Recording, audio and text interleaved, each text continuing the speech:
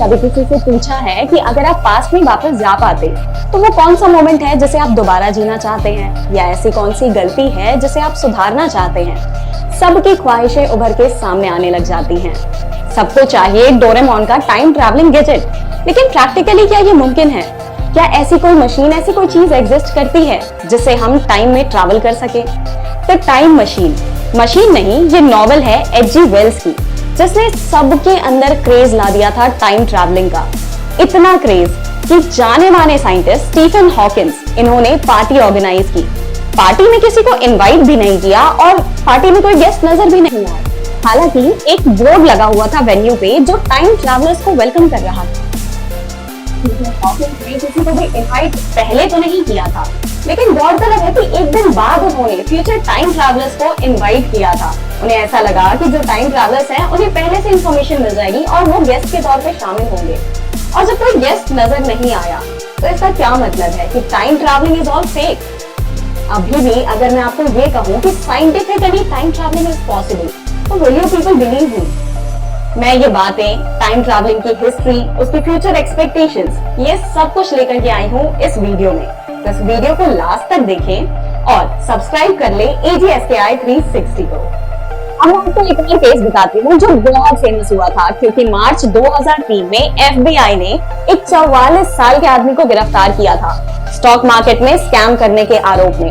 Newspaper की reports के मुताबिक इनका नाम एंड्रयू कार्लसन था और इन्होंने स्टॉक मार्केट में एक्स्ट्रा ऑर्डिनरीली प्रॉफिट अर्न किया था।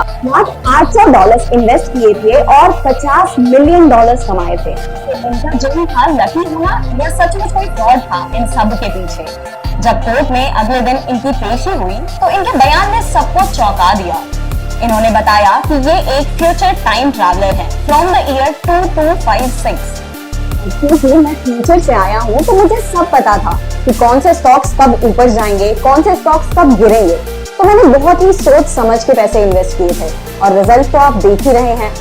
इनकी बात पे किसी को भी यकीन नहीं हुआ, इसलिए इन्वेस्टिगेशन को फर्दर आगे बढ़ाया गया।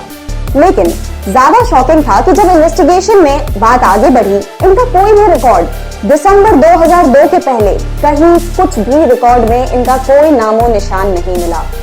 उसके बाद इससे भी ज्यादा आश्चर्य तब हुआ जब 3 अप्रैल 2003 को इनकी अगली पेशी थी और उस पेशी में ये नजर ही नहीं आए। बहुत खोजबीन हुई, बहुत जांच पड़ताल हुई, लेकिन इनका कोई अता पता नहीं चला। इसका क्या मतलब था? क्या ये सचमुच एक टाइम ट्रैवलर था? कुछ रिसर्चर्स के लिए तो ये न्यूज़ फेक थी, लेकिन कुछ के लिए हकीकत। कुछ साइंटिस्ट ने ये पता लगाया after too much of research. उन्होंने ये बताया कि टाइम ट्रैवलिंग पॉसिबल है। हो सकता है कि आपको अभी यकीन ना हो, लेकिन इसके पीछे का साइंटिफिक लॉजिक मैं अब आगे आपको एक्सप्लेन करने वाली हूँ, तो वीडियो को एंड तक देखें। इन सब बातों के बीच, इन सब व्यूअर्स के बीच एक नाम सामने आता है, गेनेडी पडाल्का। वो एक रशियन एस्ट्रोनॉट थे जिन्होंने सचमुच टाइम ट्रैवलिंग को एक्सपीरियंस किया है। वो पृथ्वी के इकलौते ऐसे इंसान हैं जिनके लिए यह दावा किया जाता है कि उन्होंने टाइम ट्रैवलिंग एक्सपीरियंस की है। ऐसा इसलिए मुमकिन था क्योंकि उन्होंने स्पेस में 879 डेज बिताए हैं। स्पेस में ग्रेविटी तो नहीं होती है, लेकिन उनकी स्पीड लगभग 28,000 किलोमीटर पर आवर बताई जाती है। इसके मुताबिक उन्होंने फ्यूचर में 0.02 सेकेंड्स ट्रैवल किया है और ये सच है। आइंस्टाइन ने अपनी थ्योरीज में बताया कि कैसे हम फास्ट चल करके वक्त को धीमा कर सकते हैं। सुनने में तो ड्रामेटिक है, पर उन्होंने ये प्रूव किया कि हम फास्ट चल करके वक्त को कंट्रोल कर सकते हैं। उनके अनुसार टाइम का सीधा रिश्ता ग्रेविटी से है। That means time is relative and not constant, जैसा कि हमें न्यूटन ने बताया था। हम टाइम को भी चेंज कर सकते हैं स्पीड और ग्रेविटी, इन दोनों फैक्टर्स को कंट्रोल करके। और ग्रेविटी के इस फोर्स को कंट्रोल करने के लिए आपको स्पीड ऑफ लाइट को एक्सीड करना होगा। प्रैक्टिकली तो ये पॉसिबल नहीं दिखता है, इसे टाइम डायलेशन कहा जाता है। मैं तो आपको एक एग्जांपल के जरिए समझाती हूँ कि जैसे हम कोई एयरक्राफ्ट, स्पेसक्राफ्ट हो गया बेसिकली, जो बहुत स्पीड से ट्रैवल करता है, उसमें कोई इंसान बैठा है, उसके लिए जो टाइम होगा, और कोई इंसान जो धरती पे बैठा है उसकी घड़ी में जो टाइम होगा, उसमें नैनो सेकेंड्स के डिफरेंस आएंगे। ये टाइम डायलेशन है बिकॉज ऑफ स्पीड। मैं ये एग्जाम्पल कहीं ऑल ऑफ अ सडन उठा के नहीं दे रही हूँ। एक्चुअली ये एक एक्सपेरिमेंट किया गया था साइंटिस्ट के द्वारा। इसके जरिए उन्होंने आइंस्टाइन की थ्योरी ऑफ रिलेटिविटी को प्रूव भी किया। आप लोग ये तो समझ पा रहे होंगे कि फ्यूचर में टाइम ट्रैवलिंग पॉसिबल है, लेकिन ये जो डेंस सोर्स ऑफ एनर्जी चाहिए, जो इतनी एनर्जी चाहिए इस स्पीड को अचीव करने के लिए, वो कहाँ से आ सकती है? ये अभी भी रिसर्च का मुद्दा है। फिलहाल के लिए हम दूसरे फैक्टर पर आते हैं, ग्रेविटी। थ्योरीज के अनुसार आप जितना ज्यादा फोर्स ऑफ ग्रेविटी खुद पे महसूस करेंगे, उतना ज्यादा टाइम डायलेशन पॉसिबल है। मैं एग्जांपल के थ्रू ये भी आपको समझाती हूँ कि जैसे हम कोई नेट लेते हैं, टाइम एंड स्पेस का नेट है वो, और उसमें हम कोई ऑब्जेक्ट को प्लेस करते हैं। अब फिजिक्स में हमने ये तो पढ़ा है कि gravity is directly proportional to the mass of the object. तो जो मास है ऑब्जेक्ट का, वो जितना भारी होगा उतनी ही ज्यादा ग्रेविटी उस ऑब्जेक्ट पे प्लेस होगी, उतना ही ज्यादा ग्रेविटी का फोर्स वो महसूस करेगा, और जितना ज्यादा ग्रेविटी उतना ज्यादा टाइम डायलेशन। लेकिन इतनी ग्रेविटी कहाँ से मिल सकती है? कहने को तो अर्थ से ज्यादा ग्रेविटी जुपिटर की है। सन सोर्स ऑफ एनर्जी है, इनॉर्मस एनर्जी, और ब्लैक होल उससे ज्यादा तो एनर्जी किसी के पास है भी नहीं। लेकिन इन सब के पास जाना किस हद तक पॉसिबल है, किस एक्सटेंट तक हम इन्हें यूज कर सकते हैं for the purpose of time travelling, इस पे अभी भी काम बाकी है।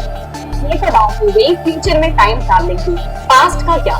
अगर हम फ्यूचर में जा सकते हैं तो पास्ट में क्यों नहीं जा सकते? वेल, थ्योरेटिकली तो आइंस्टाइन ने ये कहा है कि पास्ट में भी जाना बिल्कुल मुमकिन है, लेकिन अगर उसको मैं एक बार फिर से एग्जांपल के तौर पे समझाऊं कि हम उसी नेट पे सेम ऑब्जेक्ट को प्लेस करते हैं, और इस बार हम इतने फोर्स के साथ प्लेस करते हैं कि वो ऑब्जेक्ट उसके नीचे जा करके एक होल सा क्रिएट करके उसे क्रॉस कर दे, तो हम पास्ट में भी जा पाएंगे। अब फिर से सवाल यही खड़ा होता है कि ये इतना फोर्स कहाँ से लाया जा सकता है? पास्ट में ट्रैवल करने में और भी बहुत सी उलझने हैं। मान लीजिए अगर मैं अपने पास्ट में गई और मैंने पास्ट के कुछ इवेंट्स की क्रोनोलॉजी या कुछ भी बदल दिया, तो इससे मेरा प्रेजेंट भी इफेक्ट होना चाहिए। मेरा जो प्रेजेंट है वो वैसा नहीं होना चाहिए, और ये कहीं ना कहीं against the law of nature, against the cycle हो जाएगा। इसलिए पास्ट में जाना ही नहीं, उसकी एग्जिस्टेंस को तराशना भी बहुत उलझनों से भरा हुआ है। पास्ट में टाइम ट्रैवलिंग मुमकिन हो ना हो, लेकिन फ्यूचर में टाइम ट्रैवलिंग वे मोर इफेक्टिव है।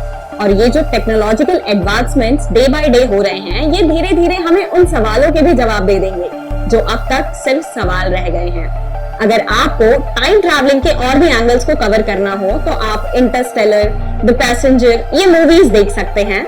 और अगर आपके कोई और सवाल हो तो वो कमेंट सेक्शन में मेंशन कर सकते हैं। Don't forget to subscribe the channel AJSKI 360।